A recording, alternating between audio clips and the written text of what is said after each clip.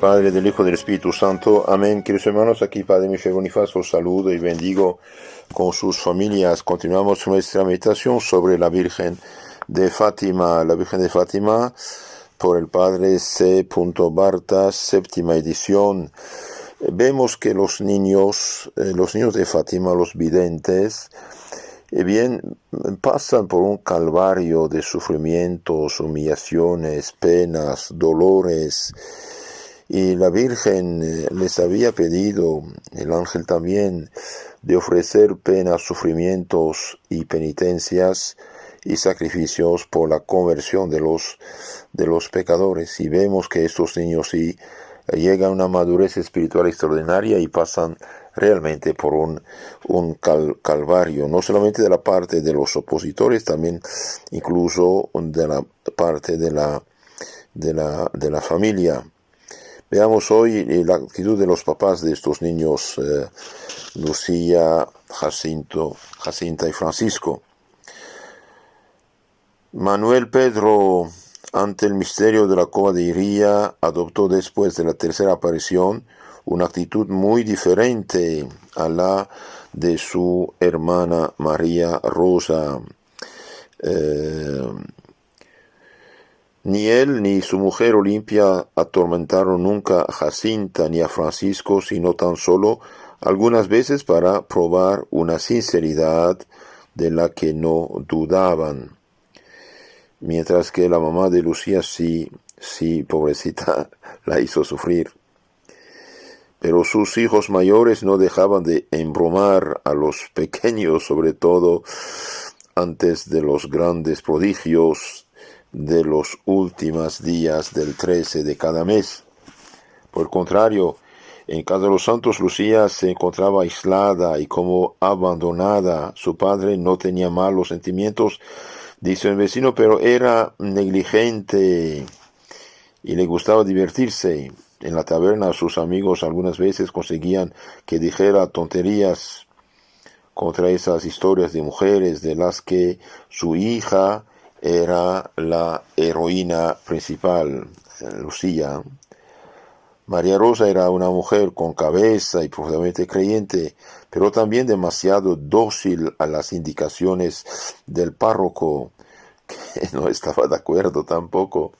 Llevaba más allá de lo conveniente los límites de tales consejos. Hubiera querido conseguir que Lucía se desanimara y alejara de todas esas locuras, quizás provocadas por los poderes infernales. Mire, una niña que ve a la Virgen, una niña que tiene un mensaje del cielo, una niña escogida, y bien tiene oposición de su madre y de su párroco. Que al inicio sean prudentes es normal, ¿no? Pero también con sabiduría. Por el menor pretexto abrumaba esta señora a su hija de reproche y hasta llegaba a golpearla. Sobre todo entre la segunda y tercera aparición, Lucía sufrió la persecución de su familia, de lo que hemos dado algunas pruebas. De aquí un incidente que su misma madre contó en su declaración ante la Comisión Oficial Informadora más tarde. Un día a fines de junio, María Rosa vio que su hija tenía en la mano 60 céntimos en piezas de a 10 de que alguien le había dado. Una vecina dijo a la madre: Lucía hace bien en ir contando por ahí esas historias de las apariciones. Eso ya le ha valido unas monedas. Acaba de decírmelo. Lucía, interrogada, negó haber dicho semejantes cosas. Y María Rosa dijo: ¿cómo? Una mujer de más de 60 años afirma algo y tú, una mocosa, lo niegas. Quien miente en lo poco puede mentir en lo mucho. Sin indagar más, le dio una bofetada. Pero Lucía siguió afirmando que había sido Jacinta quien había recibido una moneda de plata.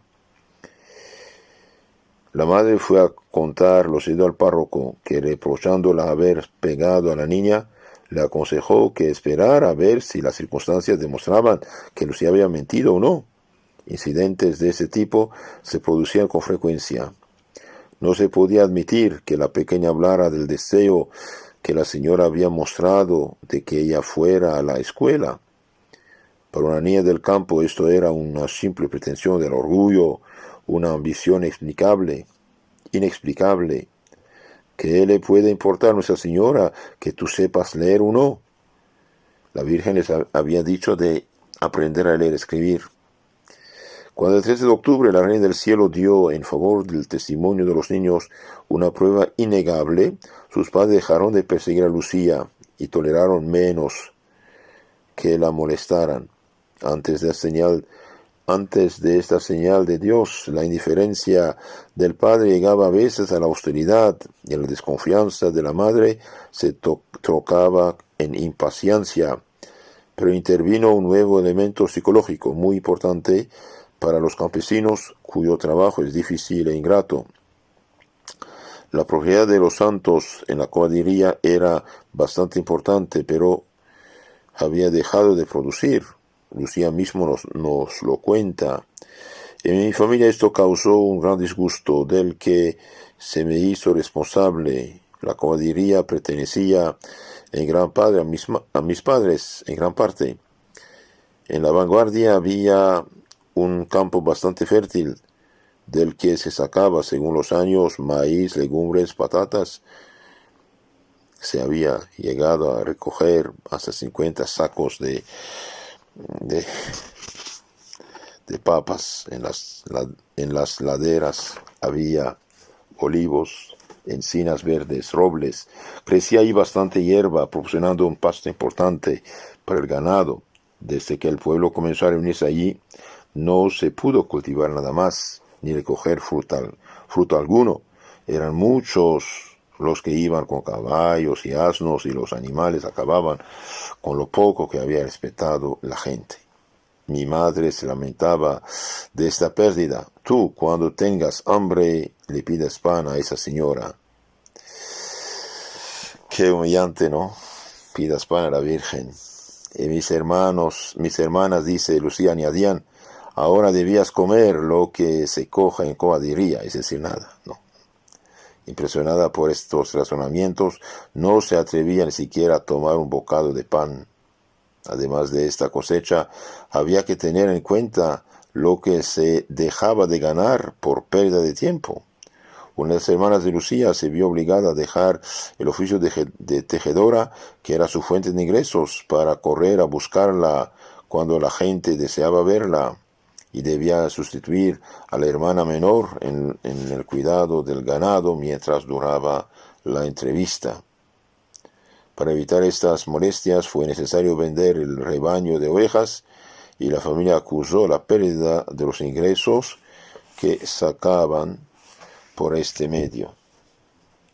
Y Lucía sufre todo esto. Además, los otros propietarios de la cova también se quejaban de las pérdidas. Todos los campos pisoteados, todas cosechas perdidas suponían quejas y peticiones de indemnización por parte de los interesados. Obsesionada por estas dificultades, María Rosa decía a Lucía, has formado tal enredo que nos pone frente de todo el mundo. Pues de todo esto, la única culpable era Lucía, decían. En los momentos difíciles no dejaban de recordarlo y de añadir que después de todo no era seguro que todo aquello que contaba no fuera quimeras, pura fantasía de una imaginación infantil. Y Lucía solo tenía un recurso, recordarse a sí misma su vocación de víctima y ofrecerse estas humillaciones por la conversión de los pecadores. También la niña ofrece todas esas penas, dolores, por la conversión de los pobres pecadores. Después de la señal de Dios, los perjuicios que la gente causaba en la tierra de Coba aumentaron. Ya no se reprocha a Lucía sus mentiras, pero ella sufría al no poder recompensar a sus padres por tal pérdida. Notemos, aunque solo sea de paso, que sería injusto explicar solo por el interés material, aunque debe tenerse en cuenta la conducta de sus padres para con Lucía. No hay que olvidar que si Antonio era poco practicante, María Rosa y sus hijas eran feligresas asiduas. Quizás querían poner a prueba a la pequeña vidente para darse cuenta si verdaderamente era una santa que merecía que la Virgen María se le apareciera, como si Dios esperara siempre a que fuéramos merecedores de sus gracias para concedérnoslas. Y además esas almas sencillas se sentían frente a acontecimientos que las superaban en sus alcances y las abrumaban en su vida de honradas y sosegadas campesinas. Esto era todo cuanto Lucía expiaba. Lo que sucedió después demostró que no había alguna avaricia en la conducta de la familia de los santos, sino, por el contrario, un perfecto desinterés. Jamás, en efecto, recogieron un solo real, un solo centavo de las fuertes sumas que yacían en su propia tierra, echadas por los peregrinos alrededor del tronco de la encina verde. Es una de las señales que realmente viene de Dios y que esta gente es instrumento de Dios. No hay avaricia, no hay apego al dinero, no se enriquecen a costa, digamos, de la Virgen, de las cosas de Dios. Aunque sufrieran más molestias que los Marto, la familia de Jacinta y Francisco, jamás pensaron en apropiarse de lo más mínimo para resarcirse de los perjuicios causados en las cosechas. La familia Carreira recogía esas donaciones con el fin de que no las robaran. Cuando la sede de Leiria estuvo ocupada, fueron entregadas íntegramente al prelado, al señor obispo. El informe del párroco de Fátima está fechado del 6 de agosto de 1918 y señala que el depósito se eleva a 357,000 reis, sea unos 1.800 francos oro. Un pequeño dinero se había juntado para la capilla, ¿no? Un día Lucía fue acusada ante su madre por unos vecinos de haber aceptado dinero de ciertos señores que la habían hablado. La corrección no se hizo esperar. Felizmente su hermana Carolina y otras muchachas que habían asistido a la conversación afirmaron que no habían visto nada semejante. El castigo cesó, pero dice Lucía, el polvo de mis vestidos había sido ya suficientemente sacudido. En 1919, cuando las gentes del poblado decidieron construir la pequeña capilla en honor de las apariciones, pidieron el terreno necesario al papá de Lucía, don Antonio dos Santos. Este respondió, hacedla tan grande como queráis. Generoso el hombre. Sin embargo, la señora Carreira afirma que incluso en aquel momento Antonio se quejaba de las pérdidas que le ocasionaba a la gente, sobre todo cortando ramas de los árboles para llevárselas como recuerdo. En 1921, Monseñor Obispo de Leiria compró los terrenos de Covadonga. De todos los que vendieron, la familia de Lucía fue la más moderada en sus exigencias. En su carta pastoral aprobando las peregrinaciones a la Covadonga, el culto de Nuestra Señora de Fátima, en 1930, Monseñor José Correia da Silva quiso rendir oficialmente homenaje al desinterés de esta familia, la familia de la futura Sor Lucía. Todavía hoy, 40 años después, este libro fue escrito en los años 40, hoy después 40 años después de las apariciones, los hijos y las hijas de Antonio dos Santos, hermanos de Lucía, como también los supervivientes de la familia Marto, siguen siendo modestos y humildes trabajadores. Pasan inadvertidos entre la muchedumbre de los peregrinos que cantan en Covadonga las glorias de María y las bendiciones que ha repartido sobre todos por medio de sus hijos.